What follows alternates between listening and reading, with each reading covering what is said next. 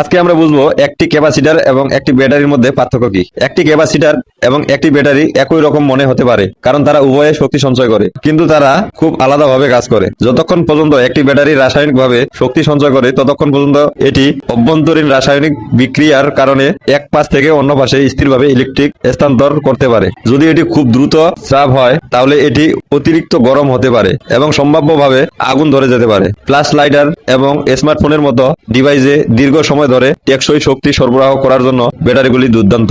অন্যদিকে যখন আমরা একটি ক্যাপাসিটর চার্জ করি, তখন ইলেকট্রিকগুলি একটি প্লেটে যুক্ত করা হয় এবং অভ্যন্তরীণ সার্কিটের মাধ্যমে বিপরীত প্লেট থেকে সরানো হয়। এটি একটি ভারসাম্যহীনতা তৈরি করে। এই ভারসাম্যহীনতা শক্তি সঞ্চয়কারী প্লেটগুলির মধ্যে একটি বৈদ্যুতিক ক্ষেত্র তৈরি করে, অনেকটা স্প্রিং সংকুচিত করার মতো, যা সম্ভাব্য শক্তি সঞ্চয় করে। এই বিভব ভোল্টে পরিমাপ করা যেতে পারে। একটি সার্কিটের সাথে সংযুক্ত হলে ক্যাপাসিটর দ্রুত স্রাব করে সার্কিটের মাধ্যমে ভোল্টেজ সমান করার চেষ্টা করার সময় তার শক্তি নির্গত করে। স্রাবের হার মূলত সার্কিটের প্রতিরোধের দ্বারা সীমাবদ্ধ।